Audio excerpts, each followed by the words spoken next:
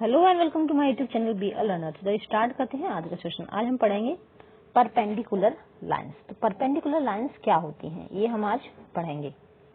तो when two lines intersect and the angle between them is a right angle. तो जब दो लाइनें एक दूसरे को इंटरसेक्ट करें यानी कि काटें और उन दोनों लाइनों के बीच में क्या बने, एक राइट एंगल बने, then the lines are said to be perpendicular. तो इन दोनों लाइन को हम फिर क्या कहेंगे, परपेंडिकुलर। ये लाइन एक दूसरे की परपेंडिकुलर है। तो if a line A B, मान लीजिए ए लाइन है ए बी, इस परपेंडिकुलर टू सी डी, ये है सी डी, ठीक है। वी राइट ए बी, ये परपेंडिकुलर का साइन है, हम ऐसे लिखेंगे ए बी परपेंडिकुलर, इस तरह से एक साइन लगा के, और सी डी, ठीक है। तो इस तरह से लिख देंगे। क्या रहे हैं, think, discuss and write. If A B perpendicular C D, then should we say that C D perpendicular A B also. तो हाँ, बिल्कुल ऐसा कह सकते हैं, ठीक है। परपेंडिकुलर अराउंड अस, तो you can give plenty of example from things around you for perpendicular lines और line segments. The English alphabet T is one. तो अपने आसपास हम कई सारे परपेंडिकुलर लाइंस देखते हैं, जिनमें एक क्या है, लेटर टी है। Is there any other alphabet which illustrated perpendicularly. तो क्या कोई और भी ऐसा अल्फाबेट है जो आपको परपेंडिकुलर लगता हो। आपको ये बताना है, ये आपको होमवर्क है। Consider the edges of a post card. आपका पास एक पोस्ट कार्ड हो, उसके जो एजेस होते हैं उनको कंसीडर कीजिए। आर द एज परपेंडिकुलर, क्या उसकी जो एज है वो परपेंडिकुलर है। तो let A B a line segment, mark it mid point as M. तो यहाँ ये आपको करके बता रहे हैं कि मान लीजिए ए बी क्या है, एक लाइन सेगमेंट है, ठीक है, और इसके मिड पॉइंट पे एम मार्क कर दिया आपने, ठीक है। तो let M N be a line perpendicular to A B through M. तो जो एन एम है या एम एन है, कुछ भी बोल सकते हैं, ये क्या है, ए बी पर क्या है, परपेंडिकुलर है, ठीक है। तो does M N divide A B into two equal parts. तो क्या ये जो लाइन है एम एन ए और बी को दो इक्वल पार्ट्स में डिवाइड कर रही है। तो हाँ, ये दोनों ए और बी पॉइंट को इक्वल पार्ट्स में डिवाइड कर रही है। तो and is also perpendicular to A B, sorry यहाँ बोले M N bisect A B, that is divide AB into two equal parts and is also perpendicular to AB। ये बराबर पार्ट में डिवाइड कर रही है और परपेंडिकुलर है AB पर। सो वी से MN is a perpendicular bisector. तो हम कह सकते हैं कि AB MN क्या है, परपेंडिकुलर बाइसेक्टर है। बाइ का मतलब होता है दो, है ना। बाइ का मतलब वो दो, सेक्टर मतलब दो भागों में विभाजित करती है जो लाइन। परपेंडिकुलर तो है ही, लेकिन अगर एकदम सेंटर से काट के बराबर दो इक्वल पार्ट्स में डिवाइड कर रही, दैट मीन्स वो है परपेंडिकुलर बाइसेक्टर। ये चीज ध्यान रखना, बहुत महत्वपूर्ण है, नोट कर सकते हैं। और फिर इसके बाद है एक्सरसाइज 5.5।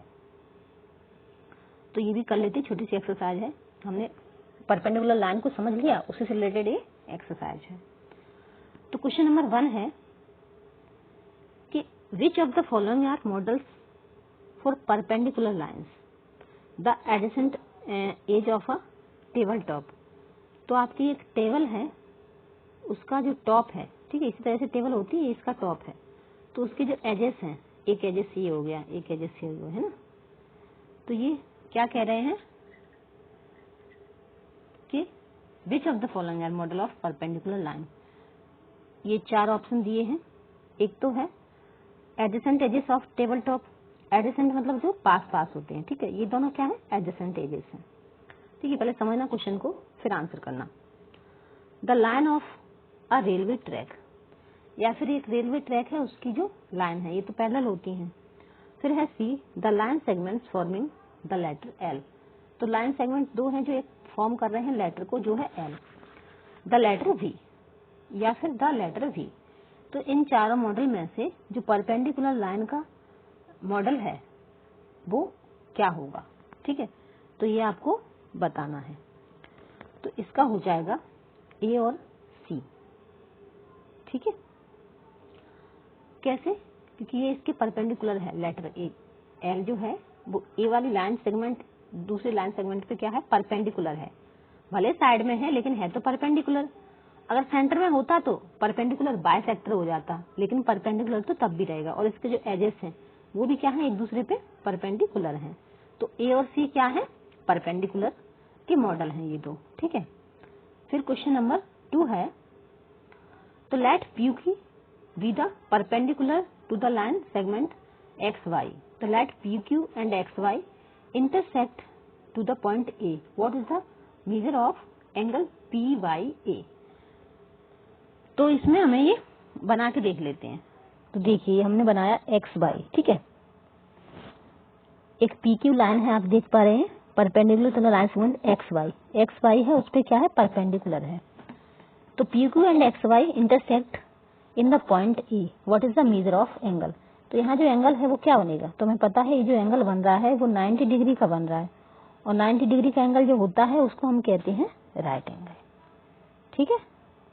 तो यहाँ जो एंगल बनेगा वो बनेगा राइट एंगल।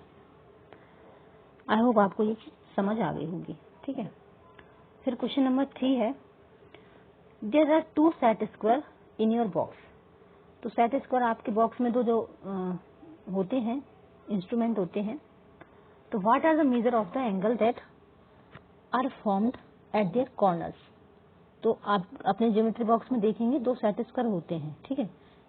यानी कि एक ट्रायंगल टाइप के 2 शेप रहती है ना, जैसे आपका प्रोटेक्टर था, ठीक है, वैसे ही 2 सेट स्क्वायर रहते हैं। एक तो ऐसा सीधा सा एंगल रहता है, ट्रायंगल रहता है, और एक थोड़ा सा टेढ़ा सा ट्रायंगल रहता है ना। इस तरह के 2 सेट स्क्वायर होते हैं। अब आपने नहीं देखा तो आगे हम देख लेंगे। वैसे इंस्ट्रूमेंट की पहचान हो गई होगी, अब तक आप नहीं जानते थे, आज जान लीजिए, नहीं तो पता चल गया होगा आपको, पहले से ही पता होगा, अच्छी बात है।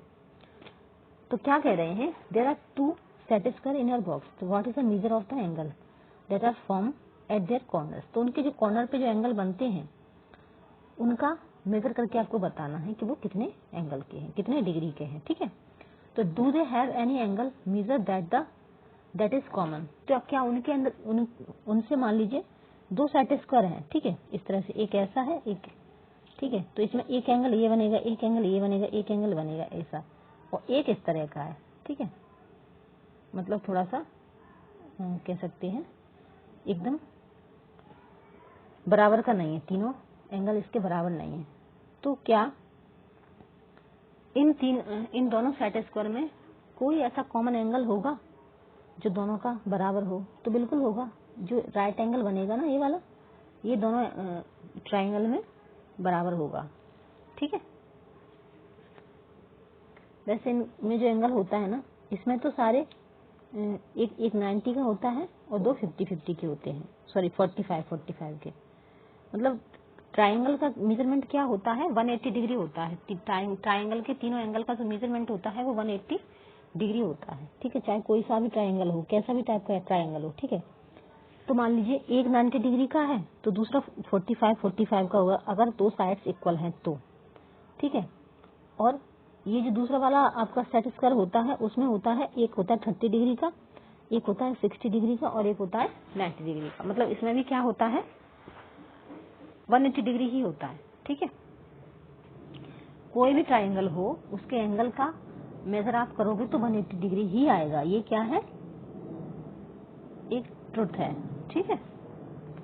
फिर क्वेश्चन नंबर 4 है, study the diagram, the line is perpendicular line M C E E G. तो यहाँ एक लाइन दी है सीई और ईजी, ये लाइन है सीई, ठीक है, और ये है ईजी, सीई और ईजी, और इसको ये लाइन जो है परपेंडिकुलर है एल। तो हाँ है, ठीक है। तो हम कह सकते हैं यस, और दो भागों में डिवाइड कर रही है तो ये हो जाएगा परपेंडिकुलर बाइसेक्टर, ठीक है। कि दोनों के बीच की दूरी क्या है, CE और EG के बीच की दूरी बराबर है। ठीक है, दूसरा क्या कह रहे हैं, पहले में तो ये CE और EG पूछ रहे थे, फिर कह रहे हैं डज PG बाइसेक्ट CG। तो यहाँ PG हमको कहाँ दिख रहा है, PG ये है P और ये G, तो P और G क्या ये बाइसेक्ट कर रहा है CG को, तो ये है C और G, ये CG है और ये P है यहाँ पे। तो यदि इस पूरी लाइन को देखा जाए ऐसे, तो हाँ ये क्या कर रहा है, इसको बाइसेक्ट कर रहा है। ठीक है, ये P इसको बाइसेक्ट कर रहा है, सॉरी मैंने इसको PG बोल दिया था, PE है।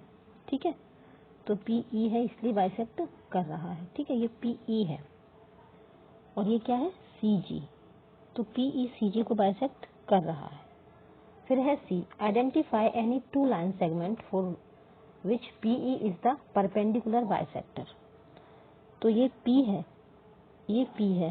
ठीक है, तो क्या करना है, टू लाइन सेगमेंट फाइंड करने हैं आपको, जो क्या करें, परपेंडिकुलर बाइसेक्ट करें किसको, PE को। ठीक है, तो PE को परपेंडिकुलर बाइसेक्ट करने के लिए हम D और F मान सकते हैं, D और F। ठीक है, D और F या D और F, हाँ D और F या फिर C और G, इनके बीच की दूरी बराबर हो जाएगी। ठीक है, फिर है आर दीज ट्रू, यहाँ जो नीचे लिखे हुए हैं क्या वो ट्रू है। तो इस लाइन को देखते हुए, डायग्राम को देखते हुए समझेंगे थोड़ा सा कि AC less than, sorry greater than का ना जिधर मुंह खुला होता है वो बड़ा होता है, ग्रेटर देन FG। तो AC ये है, इतना बड़ा है, ग्रेटर देन FG,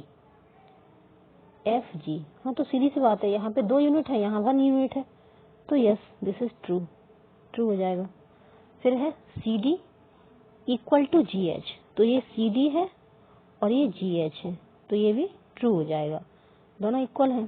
फिर है BC लेस देन EH, तो ये BC है और ये EH, तो ये भी ट्रू हो जाएगा। तो ये तीनों क्या है, ट्रू है। ठीक है, ये दोनों आपके ट्रू हो जाएंगे। तो अभी हमारी एक्सरसाइज हो गई है खत्म। अब मिलते हैं नेक्स्ट वीडियो में, तब तक वीडियो आपको पसंद आ रहे हो तो लाइक कीजिए, शेयर कीजिए, चैनल पर नए हैं तो चैनल पर जुड़ जाइए ताकि आपका भी इंटरेस्ट डेवलप हो जाए। ठीक है, मिलते हैं नेक्स्ट वीडियो में, थैंक यू सो मच।